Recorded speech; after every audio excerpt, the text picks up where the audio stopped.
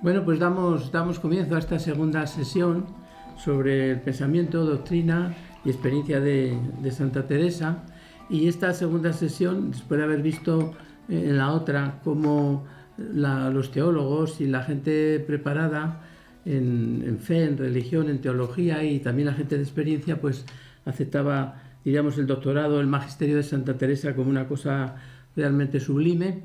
Pues vamos a hablar del tema que casi todo el mundo con el que todo el mundo la identifica, que es el tema de la oración. Bueno, es muy difícil resumir todo el pensamiento y toda la actitud y todo lo que podríamos llamar ámbito de la oración en Santa Teresa, porque es que recorre todos los libros. Entonces tenemos diríamos, un material precioso para analizar lo que ella piensa y lo que ha vivido. Pero bueno, vamos a tratar de hacer como no una síntesis, sino yo intentaría que fuera más que síntesis, sino como recoger su pensamiento de la mejor manera que podamos para que este tema quede bien elaborado.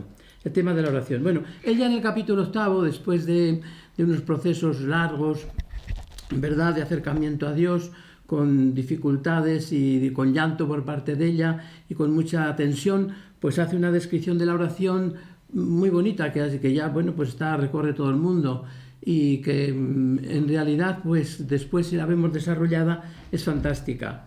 Que no es otra cosa oración mental, a mi parecer, sino tratar de amistad, estando muchas veces tratando a solas con quien sabemos nos ama. La palabra mental ahí, pues ya ven que no quiere decir solo de la mente, sino oración silenciosa, que no es otra cosa la oración silenciosa que tratar de amistad, Bueno, pues ella esto, diríamos, lo ha tenido siempre como base en su fe en la oración.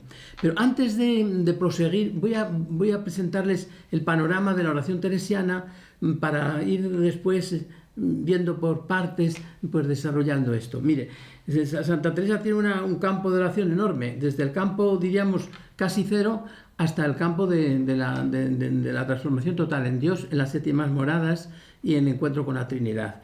Entonces ella ha descubierto todo un camino, y ese camino, pues de alguna manera lo ha definido, lo ha descrito como grados o modos o estilos o formas progresivas de oración, digámoslo así.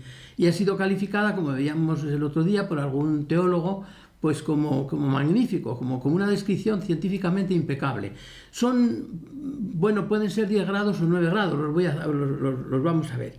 Ella divide también la oración en dos partes. Una, lo que podemos hacer nosotros con la gracia ordinaria, que antiguamente eso se llamaba ascética. Hoy es una palabra que no suena bien porque no representa bien lo que quería decir. Pero bueno, para entendernos lo podemos decir así: ascética y mística. Y en la parte ascética tendríamos primero la oración vocal, después la meditación, después la oración afectiva, que es todo, ya lo explicaré luego muy sencillamente, y terminaría todo eso en un proceso que pudiéramos llamar oración de recogimiento adquirido. Serían 4 grados, por así decirlo. Estas cosas son, para entendernos, porque si ponemos a precisar, pues a lo mejor se puede discutir mucho o casi todo, pero para entendernos, pues es así. Y en la oración mística, la otra parte, esta parte sería lo que nosotros podemos hacer con la gracia que se llama ordinaria. Y lo que viene es un don total de Dios.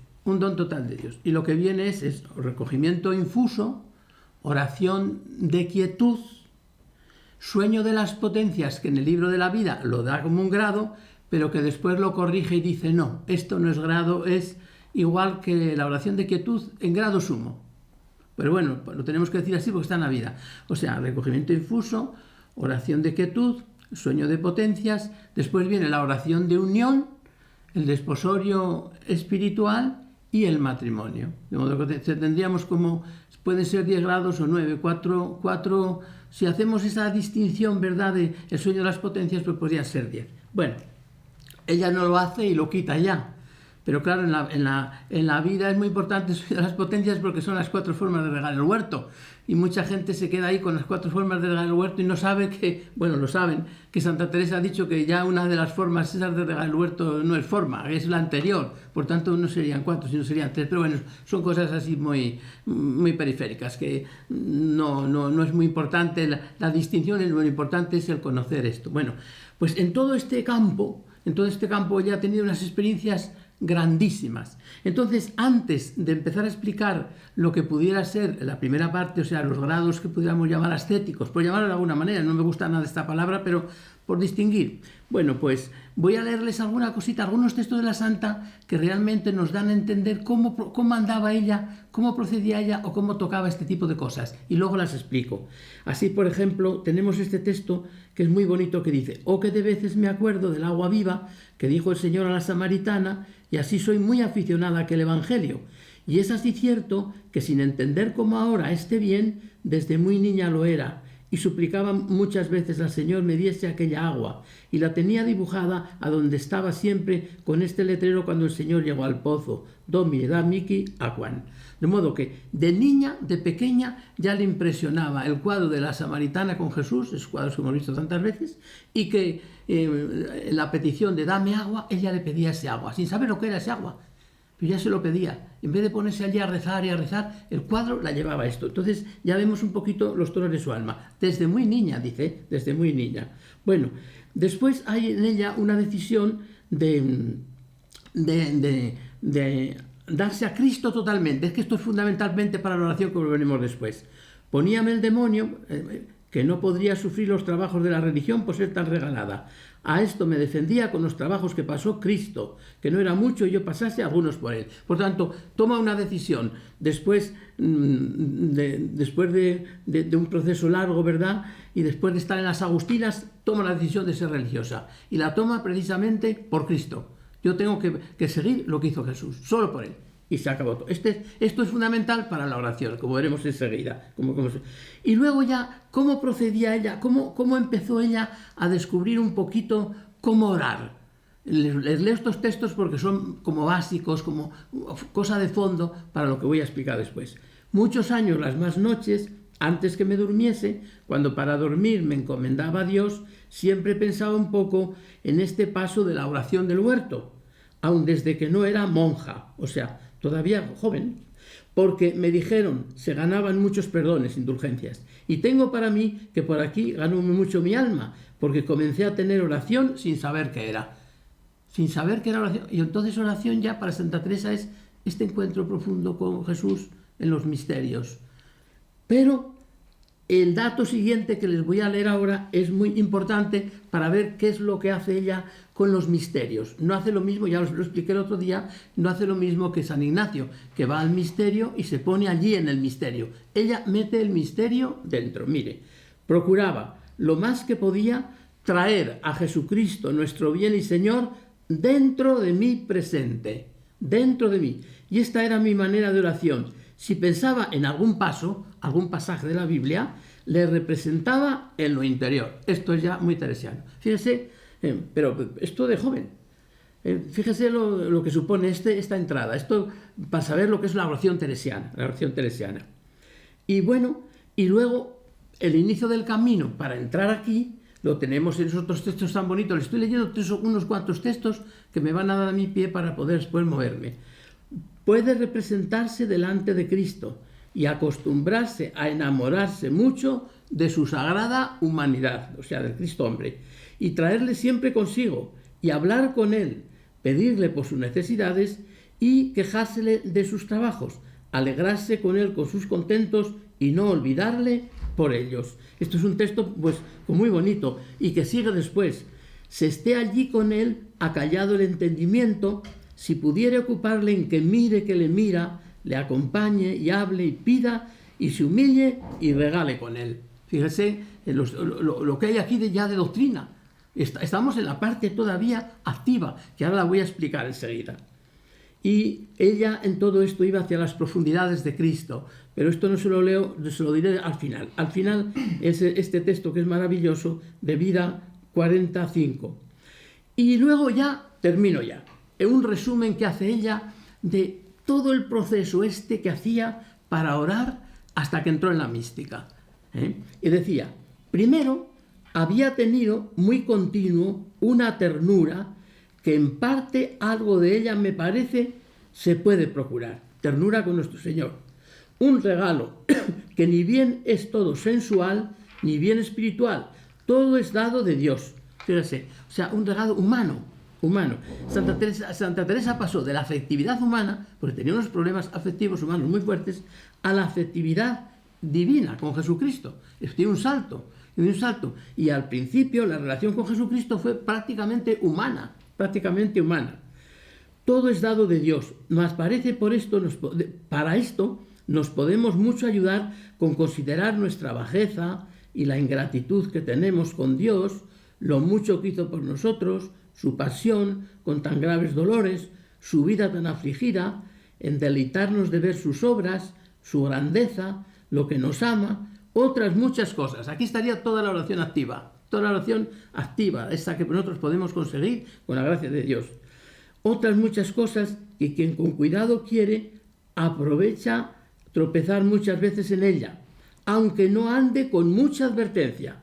Si con esto hay algún amor, regálase el alma, enternécese el corazón, vienen lágrimas. Algunas veces parece las sacamos por fuerza, otras el Señor parece nos las hace para no poder resistir. Regálase allí, huélgase allí. Este es un texto precioso. Prácticamente todo el camino teresiano. Y finalmente les dije que terminaba, pero hay otro texto que también nos ayuda mucho que dice: poned los ojos en vos y miraos interiormente. Hallaréis vuestro esposo que no os faltará. Antes, mientras menos consolación por de fuera, más regalo os hará. Es muy piadoso y a persona afligida jamás falta, si confía en él solo.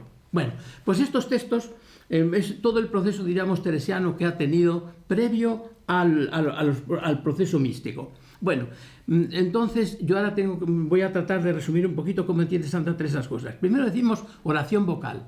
En la oración vocal ella tuvo muchos problemas, lo narra en el Camino de Perfección, porque en aquella entonces, en aquella manera de pensar y en aquellas formas, decían que la mujer solo debía orar vocalmente, que todo lo demás le venían ilusiones y cosas que faltaban, y que eso era lo suficiente.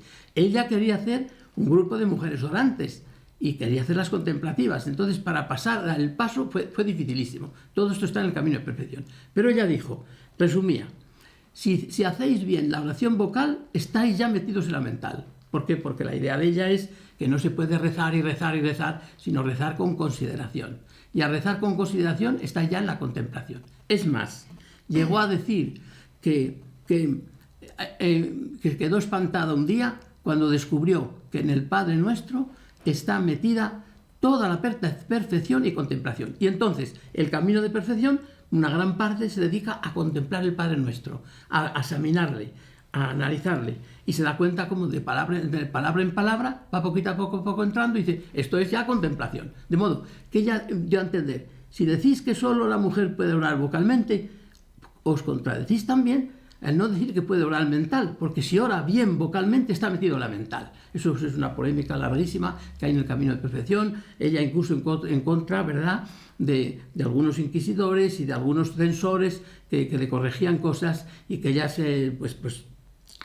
de forma irónica y de forma como muy disimulada, pues hacía críticas muy finas contra todo este tipo de cosas, y consiguió, ¿verdad?, dar paso a esa oración contemplativa. Así que la oración vocal para ella es fundamental, porque es el Padre Nuestro, pero en el Padre Nuestro está toda la contemplación metida. Entonces diríamos que lo importante de Santa Teresa en la oración vocal es que debe ser siempre sentida, es decir, no pronunciar palabras. Es que hay veces que pensamos que una oración consiste en decir cosas. Yo no sé si eso es así o no es así, sino que tiene que ir al ritmo del corazón. Eso sería la oración vocal. En la mental, Santa Teresa da mucha importancia a la oración mental, o sea, a la reflexión. Es una mujer muy profunda, o sea, es una mujer de un corazón enorme, pero la cabeza la tiene muy bien puesta, y entonces exige que la cabeza esté llena. Y aquí, cuando habla de la meditación, de entrar realmente en la profundidad del misterio, los misterios tienen que ser meditados, si no, no rezamos nada, estamos en el aire. Entonces aquí es cuando ella habla de la necesidad de formación por parte de las personas que se dedican a la oración, y hace un elogio enorme de los teólogos. Entonces, o sea, hay que orar, pero hay que conocer la fe. Si no se conoce la fe, evidentemente que a Dios no le hace falta que nosotros le llevemos allí mucha cultura, pero por parte nuestra está en saber lo que Dios ha hecho. Él no, a lo mejor no nos exige nada, sino que abramos la boca y digamos 4 cosas. Pero por parte nuestra está saber que si él ha hecho toda esta historia de mandar a su hijo a la cruz, etcétera, pues está para que nosotros nos abramos a ella y para que realmente la conozcamos. Y entonces dice, es ahí donde habla de cómo las personas de oración deben ser amigas de personas cultas que conocen bien la fe. En aquel entonces lo decía así a las mujeres porque no podían, no las dejaban estudiar ni le dejaban ir a nada, a las escuelas, a las universidades. Oye, mejor había que decirlo de otra manera. Es decir, la mujer está preparada, pues no hace falta que vaya al teólogo. Puede ir a otra mujer o a un teólogo, al que sea, pero esa idea de ella era en el fondo para que se formara. Y ella muchas veces pasaba muchas horas con grandes teólogos como el padre Báñez u otros, hablando, que no era dirección espiritual ni acompañamiento espiritual, era preguntándoles cosas, porque ya no tenía acceso preguntándoles cosas. Bueno, esto sería la mental, que sería... y después viene la oración afectiva. Santa Teresa dice, bueno, que si hay que ejercer el entendimiento está bien, pero que la oración es cosa en el fondo del corazón. No está la cosa en pensar mucho, sino en amar mucho. Entonces la oración tiene que ser afecto, que es esto que dice ella: póngase delante de Cristo, se enamore de su sagrada humanidad, esté allí con Él, le vaya dando todo y todo va dirigido a que solo quede en el corazón Cristo. Después vendrán los hermanos, pero que solo quede en el corazón Cristo. Y cuando hemos hecho este proceso de oración vocal, mental y oración afectiva, llegamos a lo que se llama recogimiento adquirido, que es que la persona se ha ido habituando al tono de Dios, a las cosas de Dios y casi sin querer queda como ensimismada, por así decirlo, en la verdad. La verdad le va penetrando, pero todavía todo esto diríamos es como natural y como normal. El recogimiento, ella tiene sobre el recogimiento adquirido cosas muy bonitas. Pero antes de terminar querría decir que cuando habla de la oración mental, ella se pregunta, ¿y qué podemos reflexionar? ¿De qué podemos reflexionar? Dice, de todo, porque todo lo ha hecho Dios, todo. Pero dice, no dejando la pasión y vida de Cristo, no dejando muchas veces la pasión y vida de Cristo donde nos ha venido y viene todo bien. Por tanto, diríamos que reduce todo a Cristo. A Cristo. Todavía no a Dios así abstracto, sino a Cristo. Ella ha ido por un Cristo encarnado, por un Cristo de carne, por el que se ha encarnado. Por eso es una de las mujeres más cristianas de toda la Iglesia, es evidente. Porque no tiene nada de fuera. Casi todo el mundo tiene algo de fuera, es decir, de otras religiones, de otras cosas, que está bien, pero si vamos a buscar lo neto cristiano, yo creo que como Santa Teresa muy pocas, después de los apóstoles que eran así también, pues muy pocas personas se pueden encontrar. De modo que la meditación tiene que ser, puede ser de Cristo, de cosas de Cristo, o muy relacionadas con Cristo, porque si no, lo otro no se evade. Y a veces nos hace sibaritas, es decir, nos hace, no sé, que de alguna manera, como dice San Juan de la Cruz, al final terminamos hechos como unos señoritos que nos dan asco los pobres, dice San Juan de la Cruz. Entonces la meditación nos lleva con una especie de elitismo que nos separa y no nos lleva a la gente. Entonces, si vas a Cristo, si meditas en Cristo, eso te lleva siempre a los pobres, a la gente, al que necesita algo de ti, te lleva inmediatamente. Bien, y esto sería la oración esta que nosotros podemos adquirir, que podíamos estar toda la tarde hablando, y sobre todo del recogimiento adquirido, podíamos estar hablando horas de cómo es ese recogimiento, cómo poder llegar a él, cómo se debe llegar a él, y cómo de todo esto se deduce que Santa Teresa, en su manera de orar y en su manera de llevar a la gente a orar, requiere o lleva, diríamos, o conduce a la profundidad. Es decir, Santa Teresa siempre va a lo profundo. ¿Y por qué? Porque el ser humano es muy profundo. Si le toca solo de Dios por las partes periféricas, pues no, Dios no entra. Tiene que entrar a donde tenemos nosotros los problemas. Pues en el corazón, en el alma, donde gime el ser humano, por dentro. No, gima de fuera un poquito, pero eso no hace daño. Lo que hace daño es lo andura. Lo de dentro hace daño y hace bien. Entonces, si Dios no entra ahí, no toca al ser humano. Entonces, Santa Teresa tiene una vida muy grande de lo profundo. Eso lo hablaremos algún día. Sería el momento de hablarlo, pero claro, yo veo que el reloj avanza. Entonces, claro, yo no puedo detenerme en esto, sino a darles una perspectiva de esta. Y cuando hemos llegado ya al recogimiento adquirido, que se llama así por llamarlo de alguna manera, se puede llamar de otra manera, o sea, algo que nosotros adquirimos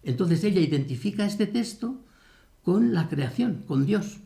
Esto es un texto de una riqueza enorme. Y hay que dar gracias a los inquisidores que no se lo censuraron, porque los catecismos de entonces no decían esto, que Jesucristo ahí, como ser humano, estuviera ahí, no decían esto. Y se lo pasaron, así que hay que darles gracias. Bueno, entonces está ahí Jesucristo, y por eso dice ella, visto ya al gran rey que está en el centro de este castillo, su buena voluntad, quiere los tornar a él. O sea, el rey es Jesucristo. Entonces, ¿el recogimiento en qué consiste? En que te llama Jesús, ¿cómo te llama? Dice ella con un silbo, una llamada especial. Y entonces entras dentro y queda absorto el entendimiento y perdido en esa luz nueva. Te da una luz nueva en que empiezas a ver que las cosas que no son de Jesús no tienen consistencia. Y muchas más cosas, pero todo como ungiendo al ser. Esta es la oración de recogimiento infuso, que es muy importante esta oración. Es un don, es un regalo. Nosotros no podemos adquirirlo.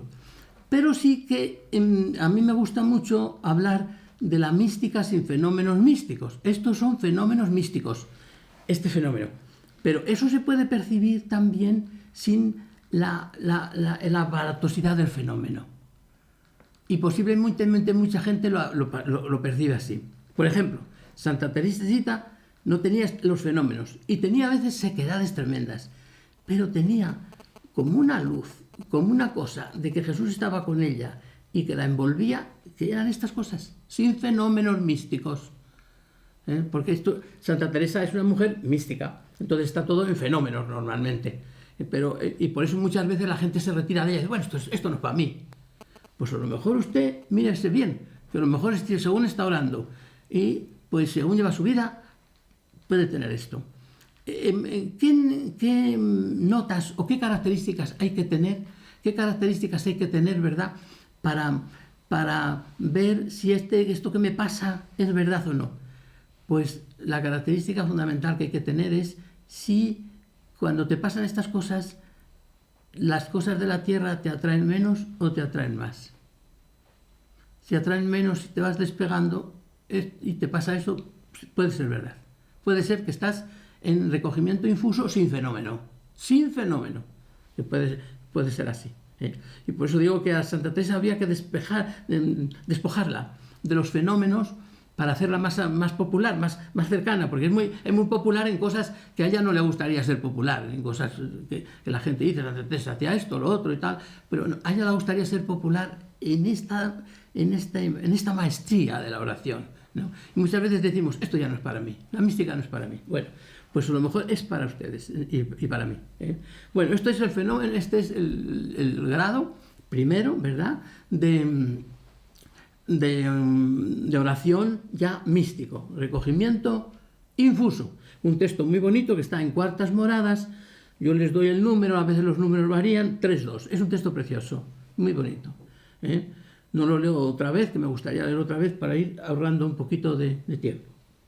Después de esta oración, en las mismas cuartas moradas, viene la oración de... Pues es una mujer que tiene unas ideas antropológicas relativamente sencillas, pero son las de la escolástica, que seguramente son los que le enseñaron sus confesores, que eran escolásticos y eran grandes teólogos de entonces, pues por ejemplo el Padre Báñez o San Juan de la Cruz, en otro campo. Entonces, claro, ella dice, nosotros tenemos entendimiento, tenemos memoria, tenemos voluntad, tenemos corazón, tenemos alma. Eso tiene que irse llenando de Dios.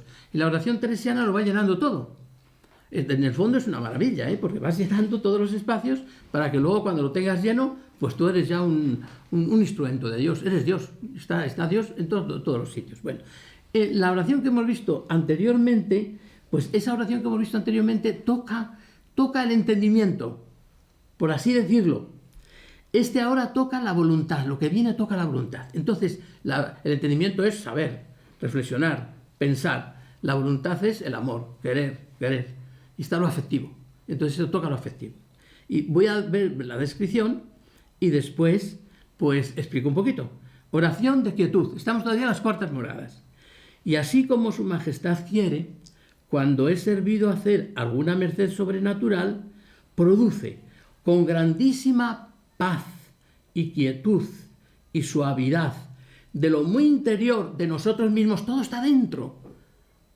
Todo está dentro. Después que lea este texto les digo una cosa que tengo que decirles para explicarlo bien. Dice, de lo muy interior de nosotros mismos, paso unas líneas para no hacerlo largo, y vase revertiendo esta agua por todas las moradas y potencias, hasta llegar al cuerpo, que por eso dije que comienza de Dios y acaba en nosotros, que cierto como verá, quien lo hubiere probado, todo el hombre exterior goza de este gusto y suavidad. ¿Esto qué es?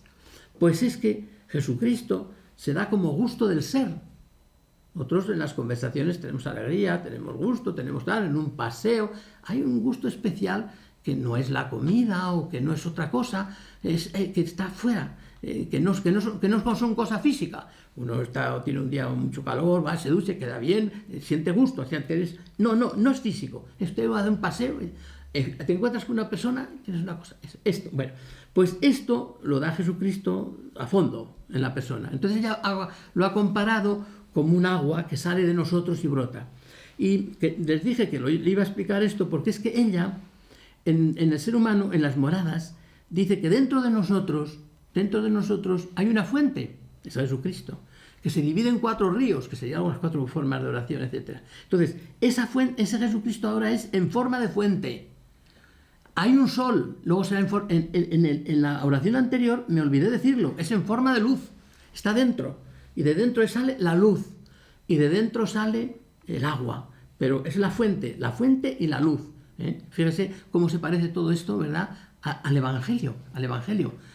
Cuando Jesucristo dice, por ejemplo, en el Evangelio de San Juan, en el capítulo 7, en los versículos 37 y 39, el último día de la fiesta, el más solemne, Jesús puesto en pie, gritó y dijo, si alguno tiene sed, venga a mí, beba, el que cree en mí, de su seno correrán torrentes de agua viva. De su seno correrán torrentes, está ya pegado a todo esto. Y pegado al pozo de la Samaritana también. O sea, está haciendo, es increíble lo que está haciendo Santa Teresa. La mística, que no es cristiana en su origen, al entrar en el cristianismo podía haberlo deshecho. Pues no. Tanto San Pablo como San Juan lo domesticaron. Pero Santa Teresa lo lleva ahora a hacer puro evangelio. El evangelio se hace mística. Es una cosa increíble, porque ese texto suena también al evangelio, a ese texto de San Juan. El agua que dice, brotarán de él torrentes de agua viva. Entonces, ¿estos torrentes qué son? Son imágenes, claro, son formas. Estos torrentes, pues, son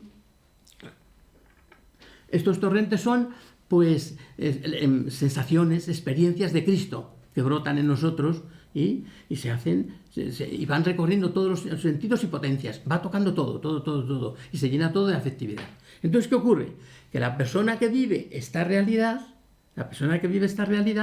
pues evidentemente recibe un gusto interno tan fuerte que el gusto externo pues no le sabe a nada, o le sabe a poco, y termina por medirlo y equilibrarlo y dar sentido a las cosas desde dentro, pero todo es de dentro. Y como ven, entonces estamos entrando en una gran profundidad, estamos dentro.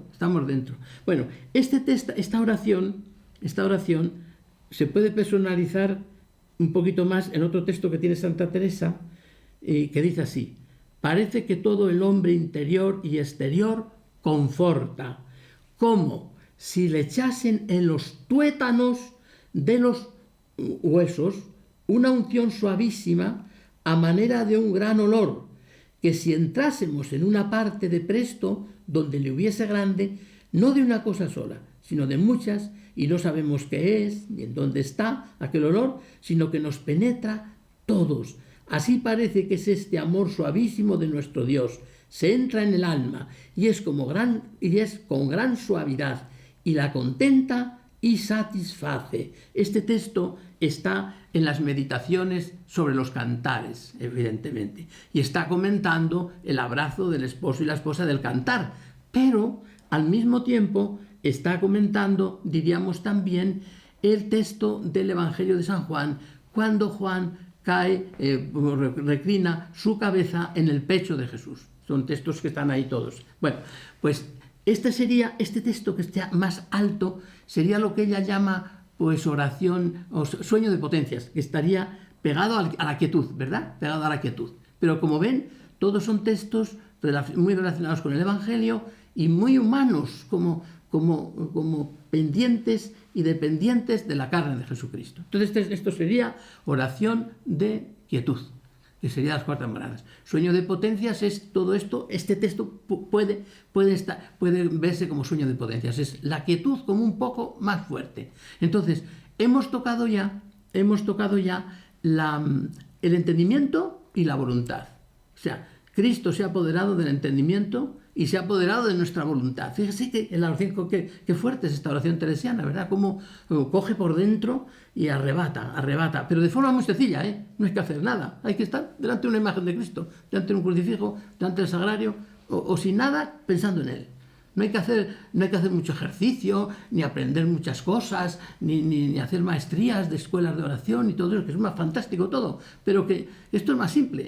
Lo de Santa Teresa es la simplicidad absoluta, y vale para el rey y para el último de la creación, si es que puede haber diferencia entre uno y otro. Entonces, esas cosas pues son así. Y pasamos ahora a otra oración, a la tercera oración mística, que es la oración de unión. Esta es de las más difíciles de entender. ¿Por qué? Mire, porque ahora Jesucristo se ha hecho dueño del entendimiento y ahora se ha hecho el dueño de la voluntad, la de quietud. Si este tipo de sensaciones van por solas, es decir, un día siento la oración de quietud, otra la de recogimiento, pues la persona funciona bastante bien. Pero si le coge por entero, pues está como un enamorado loco de Dios. Unas sensaciones tremendas de Dios que luego se equilibran, se va equilibrando, pero de momento es una cosa tremenda de Dios. Pero es que ahora viene otra, que esta es la que lo complica todo, la oración de unión. ¿Qué es la oración de unión? Pues que Dios ahí se presencializa en la imaginación. Hasta ahora la imaginación estaba libre, pero domina la imaginación, que para Santa Teresa era lo más duro de dominar, y a nosotros lo mismo nos pasa. Vamos a rezar una cosa, estamos rezando y a lo mejor estamos pensando, pues cada uno en su trabajo. Sin darse cuenta, estoy en el trabajo. Ese ir a la imaginación, ese no dominar la imaginación es tremendo, ¿verdad? Para estas personas que tienen miedo de que, porque no pueden imaginarse continuamente estar junto a Dios, pues que no le aman suficiente. Eso no es verdad. La imaginación no se puede dominar, ella funciona. Bueno, pues aquí se domina. O sea, aquí entra Dios en la imaginación. Y el espacio ese de tiempo, hasta que se adapta entre imaginación, o sea, hasta pasar a otros estados, son momentos raros en los místicos, que pueden hacer, dice San Juan de la Cruz, errores, equivocarse, no están en otro mundo, están en otro sitio, porque están absortos por la imaginación también. O sea, queda todo prendido. Santa Teresa que hace aquí verdaderos malabarismos para explicar esta cosa. Bueno, voy a leer el texto teresiano. Fija a Dios a sí mismo en el interior de aquel alma. Fija a Dios a sí mismo. Casi ni se entiende lo que dice, de lo bonito que es. Fija a Dios a sí mismo en lo interior de aquel alma. De manera que cuando torna en sí, en ninguna manera puede dudar que estuvo en Dios y Dios en ella. Y otro texto sobre esto. Llevóme el rey a la bodega de vino, o sea, la emborrachó. La bodega de vino, que es del Cantar. O metióme, creo que dice el Cantar. Dice, eso es lo que me pasa. Llevó a la bodega de vino, evidentemente, quiere decir que se pierde la persona en esto. Claro, nosotros decimos esto, pues que qué extraño es esto. Pues no es extraño, porque para que Dios se apodere del ser humano necesita hacer operaciones, claro. Porque nosotros hemos estado muy metidos en lo mundano, en lo temporal, en todo. A sacarle a uno no se le puede sacar en un minuto. Tiene que irse sustanciando todo. Entonces, le leo otro texto sobre esto tan bonito. Su majestad nos ha de meter y entrar Él en el centro de nuestra alma. Y para mostrar sus maravillas mejor, no quiere que tengamos en esto más parte de la voluntad, que del todo se le ha rendido, sino entrar Él en el centro del alma, como entró a sus discípulos cuando dijo, paz vobis, y salió del sepulcro sin levantar la piedra. Siempre texto del Evangelio. Lo mismo que entró en el sepulcro el Señor, que salió del sepulcro, o que entró en el cenáculo, y eso, así entra en nosotros sin sentir nada y domina toda esta situación. Esta operación de muerte y resurrección se lleva adelante con la calor, dice él, del Espíritu Santo, dice Santa Teresa, con la calor. Al Espíritu Santo, que siempre será considerado como femenino, como un ave, como hemos visto, ¿verdad?, en la representación, la calor, el calor, ella dice la calor, es la que después hace salir los pollitos, ¿verdad? Bueno, pues esta idea del Espíritu Santo como engendrando, ¿verdad?, a la persona, es aquí de Teresa en las quintas moradas, porque esta unión es quintas moradas. Todas las quintas moradas están dedicadas a hablar de la unión, de la oración de unión. Bueno, esto, pregunto, también digo yo, ¿se puede quitar el fenómeno? Este es el fenómeno tan tremendo de Teresa, porque entra Dios así como a su aire y lo desbarata todo, lo abre todo, ¿no? Bueno, pues, pero esto puede estar sin fenómeno. Y más suavemente, más finamente, la persona está en Dios. En Dios. Por tanto, las moradas se pueden leer tal como están y se deben leer tal como están, pero quítenla el fenómeno y verán lo que queda por debajo, qué belleza queda y cómo queda abierto a otras posibilidades de personas, ¿verdad? A otras posibilidades. Quizá la Santa tuvo esto para que lo tuviera en toda su plenitud. Bien. Esta es la y bueno, y después dice Santa Teresa, llegar aquí a la unión, dice, bueno, pero hay otra unión. ¿Y qué unión es esta? Dice, pues que yo tenga la voluntad de Dios y que ame al prójimo como Dios me pide. El amor al hermano. Dice, si yo tengo la identidad con la voluntad de Dios y ese amor al hermano, estoy en esta oración de unión. O sea, yo estoy en la voluntad de Dios, estoy en la oración de unión, claro. Si yo quiero siempre la voluntad de Dios, dice, y dice la Santa esta cosa para que vean, para animar a las personas que a lo mejor no tienen estos fenómenos místicos, pero dice, yo comulgo con la voluntad de Dios, quiero lo que Dios quiera, dice. Y dice ella, esta es la unión que toda mi vida he deseado, esta es la que pido siempre a nuestro Señor y la que está más clara y segura. Dice, esta unión de voluntad con la voluntad de Dios y que lleva consigo, ¿verdad?, el amor evidentemente al prójimo, sí, bien. Y por eso, hablando del amor al prójimo, que lo mete aquí en esta vinculación, dice, si entendieseis lo que nos importa esta virtud, o sea, el amor al prójimo, la caridad fraterna, no traeríais otro estudio. O sea que en el amor al otro puro hay una mística tremenda. Pero claro, para llegar a ese amor puro al otro, evidentemente tienes que tener todas estas cosas, porque si no, no es fácil amar al otro, porque tienes que desvestirte de ti. Claro, eso se dice aquí muy bien, pero el hacerlo lleva consigo muchas. Y en este momento es cuando comienzan ya las virtudes a estar firmes y serias. Y la ve la gente y conoce que la persona tiene virtudes. O sea, tiene fortaleza cristiana, tiene hondura cristiana. Y dice ella hablando de esto, ya las flores tienen crecido el olor que les hace desear llegarse a ellas. Entienden que tiene virtudes y ven la fruta que es codiciosa. Querríanle ayudar a comer. Es decir, la gente viene a estas personas porque las ve llena de virtud. Estamos en quintas moradas. Quintas moradas. Bueno, pues vamos poquito a poco viendo todas las moradas, pero evidentemente es muy, muy complicado verlas y no detenerse un poquito para explicarlo todo. Claro, me diríais, pues podemos haber hecho 2 sesiones sobre esto. Bueno, pero es mejor hacerlo todo en uno, porque si se hacen 2, pues se desvía un poco la cosa. Bien, entramos en las sextas moradas. Sextas moradas. Bueno, sextas moradas son tan grandes que son más o menos como todas las otras moradas juntas. Juntamos todas las otras moradas, las comparamos con las sextas y más o menos, fíjese lo grandes que son. ¿Por qué son tan largas? Pues porque fue el tiempo que más largo que vivió ella y tiene más forma, más materia para explicar. ¿Y qué se dilucida en las sextas moradas? En las sextas moradas, después de haber tenido esta unión tan grande, aquí no les he hablado en las quintas de una cosita que lo he pasado, que es el gusano de seda, que aparece ya como la imagen, ¿verdad? Y aparece ya aquí hay otra cosa que tampoco les he dicho, con la figura ya como una especie de Dios visto bajo el ámbito nupcial que se va aproximando, que se va viendo. Pero donde aparece esto y donde brota esto con toda potencia, es en las sextas moradas. Sextas moradas es lo que se llama desposorio espiritual o periodo iluminativo o iluminación. ¿Y en qué consiste esto? Bueno, pues consiste en que Dios da a entender a la persona que quiere pues desposarse con ella. que es el término que usan los místicos, porque los místicos siempre han pensado que la unión mayor que se puede dar en esta vida es esa, entre personas que se casan, que se quieren. Luego a lo mejor no es así, pero externamente por lo menos es así, es así. Bueno, pues que debiera ser el matrimonio debiera ser una amistad cualificada, debiera ser, en la que siempre se fuera más una profundidad mayor de una persona en el otro, donde hay una comunión de todo, física y espiritual. Bueno, pues los místicos lo han visto así y ellos han sentido que Dios les llama a esto. Además está en las Sagradas Escrituras, claro, que Dios quiere la boda con cada persona.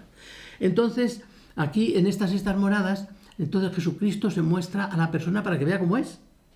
Claro, cuando dos se van a casar tienen que conocerse, si no se conoce, ¿cómo se van a casar? Bueno, pues Jesucristo se da a conocer. ¿Y cómo se da a conocer? A través de revelaciones, de visiones, que pueden ser pues intelectuales o imaginarias, que es otra cosa que explicaré otro día. Y es un cúmulo de visiones tremendas las que tiene Santa Teresa, que no es una visionaria Santa Teresa, es otra cosa, que explicaré el día que hable de Cristología. Bueno, pues Jesucristo se da a conocer primero vino con unos sentimientos internos. Después estos sentimientos se convierten en palabras. Santa Teresa oyó palabras que no las oía nunca por el oído. Por eso, aunque se tapara los oídos, la palabra se oía. Se oía en lo profundo del ser, en lo más hondo del ser, se oía la palabra de Jesucristo. Y después de 2 años de palabras, vinieron las revelaciones. Y esas revelaciones pues, le hicieron conocer quién era Jesucristo, claro. Entonces sería precioso poder leer aquí algunas que, como digo, remito al día que hable de la Cristología, que será el próximo. Pues son preciosas esas visiones, no son el tipo de visión normal. Y tengo la sensación de que esto no está muy bien estudiado todavía. Y cuando la psiquiatría, los psicólogos entran en esto, psiquiatras o el tipo de personas que sea, que entran a analizar esto, tengo la sensación, yo no lo he leído todo, por tanto soy limitado en el juicio, que no lo han leído bien, que no lo han leído en profundidad. Esto no es como luego lo dicen, no es nada de eso, es otra cosa, si se lee bien. Si se lee despacio y se lee todo, hay que leer todo, claro. Me leen un poquito de un sitio y dicen, mira Santa Teresa y tal, como sale de vez en cuando, oye, ves en televisión o lo que sea, Santa Teresa dice esto y tal, pues estaba loca o estaba esas cosas que dicen, o era sexual, o no sé qué, esas cosas que solamente dicen que son apreciaciones, pues de un texto leído muy por encima, Me da a mí la impresión, No juzgo a todos porque no los he leído a todos, pero me da esa impresión. Esto es una maravilla, precioso, es una cosa finísima. Pues Jesucristo se va apareciendo, la persona se va comunicando y el desposeo se produce por medio de un éxtasis, es decir, la persona no resiste la experiencia de Cristo al verle como es a fondo y cae en éxtasis y se produce el desposorio. Y Santa Teresa aquí, como respuesta a Cristo, le dedica un capítulo, que es el 7º de estas moradas, para defender la humanidad de Cristo en todo lugar. Un texto precioso que también lo hace en vida. Pero esto es como el canto de la novia al novio que le ha iluminado y le ha dicho tantas cosas, y ella responde lo que puede responder, y responde con esto. Y en las 6 moradas lo que se produce al final es subida a Dios. Una visión de Dios tremenda, que en vida está en el capítulo 40, una visión enorme de Dios. O sea, que el Dios que tenía Teresa hasta ahora Jesucristo, uniéndola y haciendo el desposorio con ella, le enseña a Dios quién es Dios de verdad. Y es cuando comprende a Dios quién es Dios. Es una maravilla, esos capítulos, claro. Y estaríamos, estas moradas dichas así, en unos minutitos, ¿verdad? Que me tenía que dar vergüenza en unos minutitos explicar las estas moradas. Pero bueno, creo que se ha dado a entender. Palabras de Cristo, visiones de Cristo, sentimientos de Cristo que salen para darse a conocer a la novia quién es con quien se va a casar. Y la persona queda nubilada, ¿verdad? Porque siente su pecado, siente su distancia, siente su cosa y siente además cómo se va renovando interiormente, cómo se va transformando todo. Y por eso también se llama todo esto periodo, en otro lenguaje, es periodo iluminativo. Y vendrían las 7º moradas. Son las más fáciles de entender, Todo se produce por una aparición de Santa Teresa, una aparición de Jesucristo a Santa Teresa en la misa, en la comunión. Y esa comunión se la da San Juan de la Cruz. Eso consta en una cuenta de conciencia, no consta en moradas, lo de San Juan de la Cruz. Se la da San Juan de la Cruz y en esa comunión es cuando Jesucristo le dice que hasta ahora no lo habías merecido, pero ahora todo lo mío es tuyo, todo lo tuyo es mío. O sea, es un matrimonio, una comunión total. Y la persona queda, Santa Teresa queda pues nubilada, ¿verdad? De ese fenómeno, como que no le parece. Y ese fenómeno se produce de muchas maneras y varias veces. Unas veces se produce con visión imaginaria y otras intelectual. Ya explicaré qué significa esto. Y se produce una transformación. Es decir, Santa Teresa se siente que su vida ya es Cristo. O sea, la persona orante sabe que su vida es Cristo, que ya es Cristo, que se ha transformado en Cristo. Hay un yo en ella que le puede, ha habido una transformación total. Y por eso este periodo también este periodo se llama también periodo unitivo. El otro es iluminativo y este sería unitivo, o sea, la unión total, la transformación del alma en Dios. Y por primera vez hay vivencia trinitaria. Santa Teresa en vida ya conocía el fenómeno trinitario, había tenido visiones, pero lo conocía. Pero la vivencia comienza aquí y entra en el misterio de la Trinidad. Para comprender esta experiencia del misterio de la Trinidad, pues mejor que las moradas son las cuentas de conciencia, que ahí desarrolla ya mucho más todo este tema. Y entonces hay unas experiencias trinitarias preciosas, maravillosas, del Espíritu, del Padre, unas experiencias maravillosas. Las séptimas moradas no tratan de la Trinidad, como dicen algunos, sino tratan del matrimonio espiritual, que está en el capítulo 2, sino que ese matrimonio conduce a la Trinidad, evidentemente. Y Santa Teresa, pues ahí ya lo deja. Pero dice unas características especiales que tienen que tener estas personas para saber si están ahí en este estado. Y hay una característica. Bueno, ella da varias cosas, pero me voy a referir solo a dos. Una es que le nace un amor tierno al enemigo. Fíjese qué barbaridad. O sea, cómo es capaz de romper la psicología. Nosotros decimos, pues hay que amar a los enemigos, pero yo puedo amar a mis enemigos si es que los tengo, pues rezando por ellos, no deseándoles ningún mal y nada más. Pero lo que yo no puedo, y Jesús no me puede a mí exigir, es que yo al enemigo le tenga cariño. Claro, una madre que le han violado a su hija, ¿cómo va a tener cariño a ese señor? No puede, psicológicamente no puede, y el Señor no nos exige eso, cariño, no digo, nos exige que perdonemos, nos exige que recemos por él y que no le deseemos males, vale. Pero de tener cariño, bueno, pues aquí la persona como se transforma en Dios, pues y Dios tiene cariño también tiene cariño a todos, aunque uno sea un criminal, a lo mejor le tiene más cariño, a ver si le puede atraer, o sea, bueno, pues siente el cariño por el enemigo, eso es tremendo. Sentir cariño por un enemigo es que es lo más contrario a lo psicológico, porque la psicología, el cariño nos nace porque la otra persona te quiere o porque te da ternura, pero claro, si no puede, el cariño no nace, eso es lo más contrario a la psicología. Este es uno de los elementos que se ve clarísimo, que las visiones de estos santos y las experiencias de estos santos no son imaginaciones, no son sueños, porque eso no puede ser, no puede ser. Cuando una persona se deshace interiormente por el otro y se vacía, eso no puede ser de la naturaleza, porque la naturaleza busca siempre el yo, el egoísmo, el yo.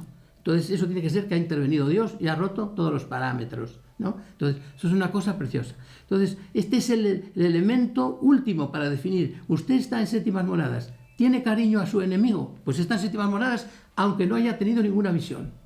Porque Santa Teresa nos decía en la oración de unión, aunque no hayáis tenido ninguna visión, pero si vuestra voluntad está unida a la de Dios, si queréis siempre la voluntad de Dios y amáis a vuestros hermanos, evidentemente, pues estáis en unión. Pues aquí también se puede decir que estáis en séptimas moradas. Y otra característica, y ya voy a terminar porque casi que llevamos una hora, y otra característica es que no desea ya morirse. Hemos leído muchas veces Santa Teresa, muero porque no muero, se quiere morir. Pues eso era una imperfección. Ahora no quiere morirse, quiere vivir y muchos años para hacer apostolado, es decir, para predicar el reino. Estamos casi en la línea de Teresita, que Teresita en ese sentido, en este aspecto, va más, que no solamente ya si se muere, quiere volver acá. Bueno, pues está en esta línea. O sea, no quieren ya morirse, sino quieren dedicar su vida a difundir para que la doctrina, para que Jesús sea cada vez más amado, más querido, más más reverenciado, o sea, para que se conozca a Jesucristo. Fíjese ella que muero porque no muero y venga a cantarlo. Esto eran sextas moradas, En séptimas ha entrado Dios ya totalmente en ella y siente como Dios, siente lo de Dios. Ya no vivo yo, es Cristo que vive en mí, dice el apóstol San Pablo, ya no vivo yo. Entonces se me ha quitado a mí todo, yo ya no soy, es lo que es Jesucristo. Pues bien, hemos llegado así a las séptimas moradas. Esto ya diríamos que se podría rematar si habláramos ahora y tuviéramos un ratito más, pero no, lo dejamos aquí, para hablar un poquito de la pedagogía oracional teresiana, que ya termino con ello, que tiene dos aspectos. Una psicológica, es decir, hay que hacer algo psicológico, es decir, hay que ponerse delante de un Cristo, retirarse, estar a solas, porque la oración, de la naturaleza de la oración teresiana es a solas, se puede hacer también en común, pero es a solas, estando muchas veces tratando a solas. Pues eso sería lo psicológico, ¿verdad? Pero lo más importante para Santa Teresa no es lo psicológico, sino es las virtudes morales. La oración la produce las virtudes. Si, por ejemplo, uno tiene amor a las personas, al otro, desasimiento de las cosas, y es humilde, le brota la oración por todas partes. Eso era lo que ella decía. Si tenéis estas tres cosas, aunque estéis en la copa de un pino, hacéis oración. Aunque estéis en la plaza, estáis en oración. No hace falta tanto recogimiento ni tanta cosa. Cuando hay virtudes sólidas, sobra el recogimiento, iba a decir. Perdonen la expresión, me entienden lo que quiero decir. Cuando hay unas virtudes muy grandes que no hace falta ni retirarse. Hay que retirarse, evidentemente, y hay que estar en una iglesia, hay que hacer cosas. Pero es que no hace falta. ¿Por qué? Porque lo que lo produce es la comunión.